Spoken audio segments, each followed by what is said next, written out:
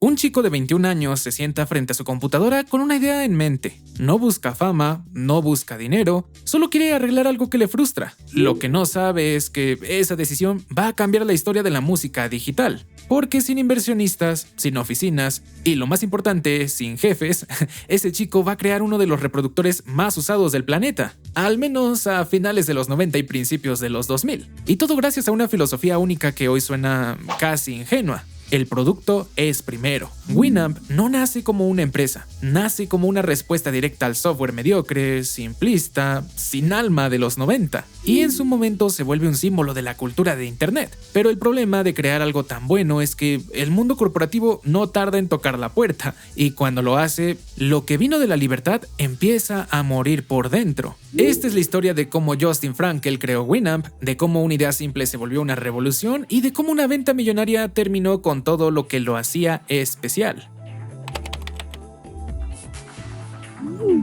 La historia arranca en 1978 en Sedona, Arizona. Ahí nace Justin Frankel, el tipo que ves aquí y que desde muy joven ya apuntaba a un genio de la informática. Sus hobbies no eran precisamente jugar al fútbol americano. Mientras otros aprendían a usar internet, él ya estaba administrando la red de su escuela secundaria y desarrollando su propio cliente de correo electrónico, así como si no fueran la gran cosa. Desde entonces ya le rondaba una idea que marcaría toda su carrera. El mejor software no nace por dinero, sino por una necesidad real. Y con eso, sin saberlo, empezaba a formar su filosofía de vida. El producto es primero. En 1996 ingresó a la carrera de Ciencias de la Computación en la Universidad de Utah, pero duró poco. Y la razón fue que no soportaba lo cuadrado del enfoque académico. Le parecía perder el tiempo. Él no quería memorizar fórmulas, lenguajes aburridos, quería construir cosas más útiles. Y justo ese impulso creativo lo lleva a crear Winamp en 1997, todo partiendo de la frustración más básica del mundo en los 90.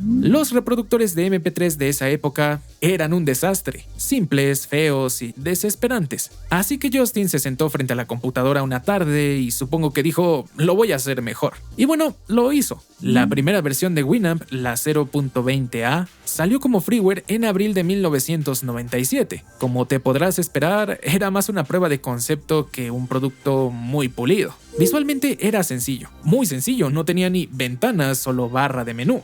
Sería con la versión 0.92 que trajo una interfaz de usuario, muy básica, pero funcional. Y eso era lo importante, porque esa interfaz tan simple no era una limitación, digamos que era su mayor fortaleza. En un mundo lleno de programas sobrecargados y mal optimizados, Winamp era un alivio para las lentísimas PCs. Reproducía MP3 de forma casi instantánea y con un rendimiento bestial para la época, todo gracias al motor de reproducción AMP, que usaba bajo licencia. De ahí el nombre, que es un acrónimo de Windows y AMP, Winamp. El impacto fue tan grande que un año después Justin se junta con Dmitry Boldyrev, un desarrollador ruso que compartía su visión, y fundan Nullsoft en 1998. El nombre es interesante, un chiste interno que venía a ser lo opuesto a Microsoft, pequeños, ligeros y libres. Nada de estructuras corporativas ni tonterías de ese estilo. Desde ahí, Winamp no paró de evolucionar. La versión 1.91 metió un montón de mejoras. Incluía plugins para manejar bandejas de Windows, CDDA, así como el famoso archivo demo.mp3. Winamp.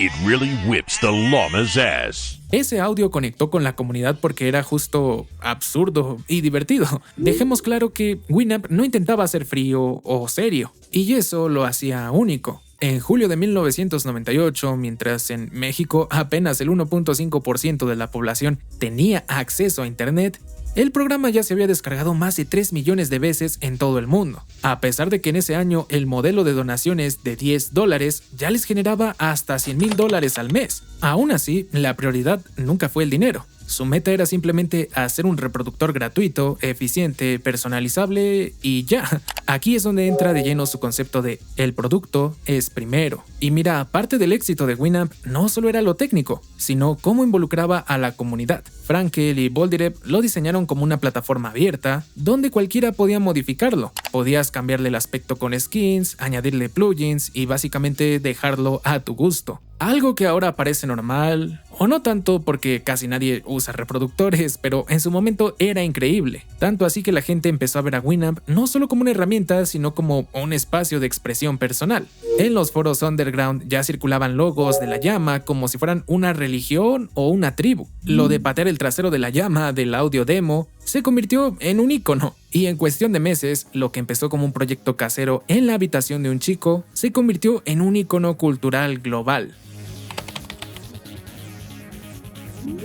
En 1998 llega Winamp 2.0 y sinceramente después de eso el mundo del software multimedia no volvió a ser el mismo. Esta nueva versión no solo mejoraba todo lo que ya existía, sino que levantó la vara para todos los reproductores de música de la época. Tenía todo, un ecualizador integrado para ajustar el audio a tu gusto y explotar tus bocinas con los bajos, además de una interfaz mucho más completa y que era tan intuitiva que hasta tu primo el que no sabía cerrar el Messenger podía usar. Y para entonces ya habían más de 60 plugins y cientos de skins. Pero no, Nullsoft no se quedó en plan de, bueno, que la gente personalice si quiere y sigan donando. Todo lo contrario, fomentaron esa personalización con verdadero interés. Te daban documentación para diseñar tus propias skins y encima te invitaban a subirlas a winamp.com. Resultado, para el año 2000 ya había más de 3000 skins publicadas. Algunas eran cambios mínimos, casi un copy-paste de otras, pero había verdaderas obras de arte. Te podías encontrar lo que fuera, desde interfaces futuristas tipo Cybercore Y2K hasta un Winamp con imagen de un Michi. Y lo curioso es que antes la gente amaba personalizar todo. La ventana de Winamp, aunque era una ventanita chiquita, se convirtió en un lienzo personal. Hoy en día, si cambiar el fondo de pantalla requiere más de 3 clics, ya da flojera, pero sinceramente Winamp iba más allá de las skins. Su arquitectura abierta permitía a los desarrolladores crear plugins que llevaban el programa a otro nivel, desde visualizadores que convertían la música en momentos psicodélicos hasta efectos de audio en tiempo real que hacían magia con el sonido. Uno de los más míticos fue Milk Drop, creado por Ryan Hayes, que usaba aceleración gráfica para generar fractales en tiempo real sincronizados con la música. Imagínatelo, alguien con esto en 1999 mientras jugaba el Buscaminas. Pero Winamp también fue pionero en algo que hoy damos por hecho, conectar a la gente a través de la música. Y eso se logró con otra genialidad de Justin Frankel, Shoutcast, una tecnología que permitía que cualquier persona, literal desde su cuarto, pudiera montar su propia emisora de radio por internet, sin tener que pagar licencias, sin estudios, sin jefes, con lo que tuvieras a mano. Esto de algún modo democratizó la radio, le dio poder a miles de personas para compartir su estilo musical y de paso abrió la puerta a artistas emergentes para conectar directamente con su público. A finales de los 90, el MP3 ya estaba haciendo de las suyas y revolucionando la industria musical, y Winamp se convirtió en el reproductor favorito para quienes usaban plataformas como Napster, Kazaa o LimeWire, porque bajabas canciones pirata y las reproducías directo y rápido en Winamp, el combo perfecto. No es casualidad que para el 2001, Winamp ya había superado las 60 millones de instalaciones. Y si te lo preguntas, sí, había competencia. Algunos reproductores básicos intentaban colarse, como el antiguísimo Real Player, o ahí estaba el Windows Media Player en tu flamante Windows XP recién salido. Pero sinceramente se quedaban cortos. Winamp tenía más funcionalidad, personalización y, yo creo que lo más importante, una conexión emocional que lo mantenía en la cima. Porque al final, Winamp no solo era un programa, recordemos que era una comunidad y un símbolo de libertad, de decirle no a las corporaciones que querían imponer y controlar todo. Y es que tal vez hoy suene bastante X, pero estamos hablando de hace más de 25 años, una época donde eso no era común. Y en esas ventanas con skins de aliens y en esas emisoras caseras de Shoutcast se creó una forma completamente distinta de vivir la música.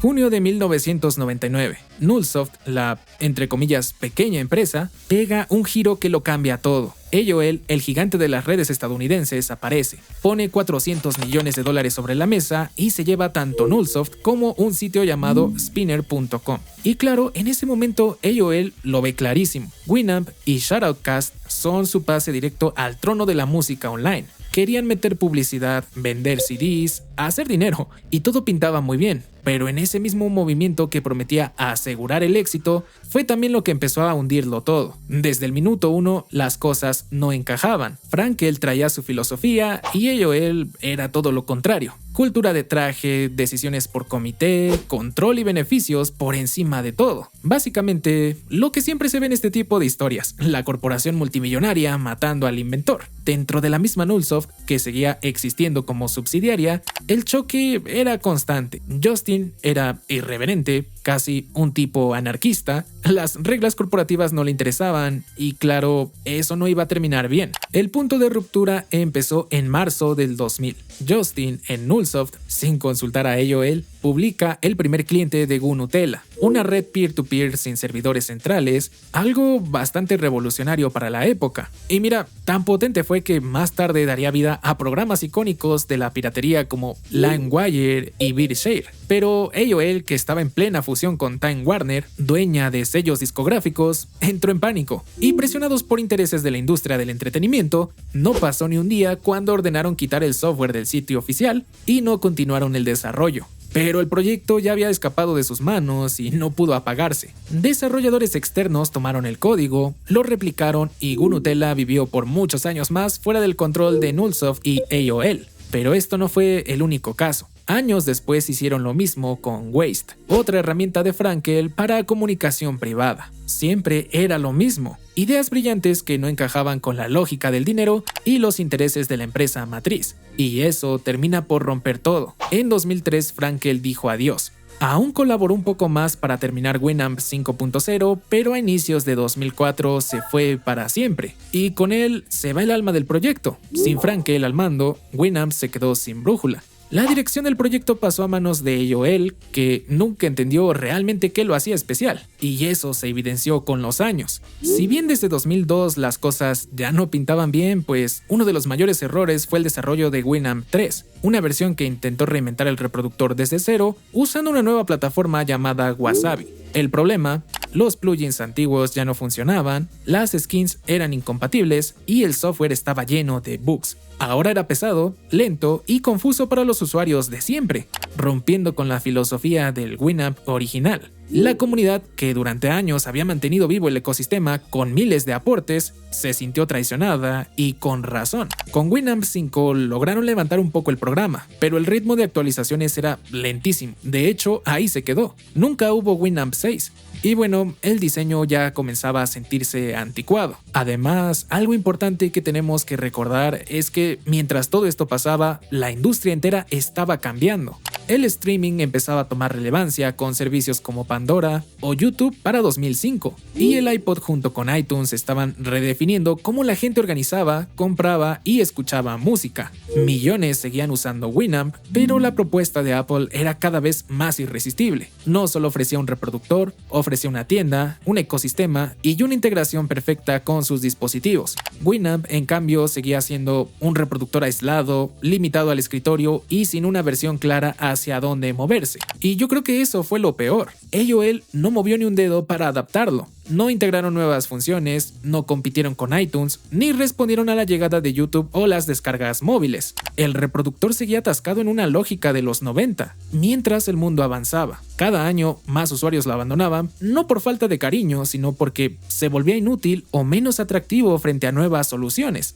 Y eso lo mató por dentro, porque más que falta de usuarios, fue la pérdida de visión original. Lo que hizo especial a Winamp se fue diluyendo, hasta desaparecer. Y así en unos pocos años pasó de ser sinónimo de revolución musical a ser solo un recuerdo más de los 2000. ¿Pero murió de verdad? No exactamente. En 2014, AOL vendió Winamp a una empresa belga llamada Radionomy, especializada en radio online. Dijeron que lo iban a revivir. De hecho, en 2022 lanzaron una beta con un enfoque más moderno. Podcast, radios online, contenido exclusivo, con un cruce entre Spotify y Patreon.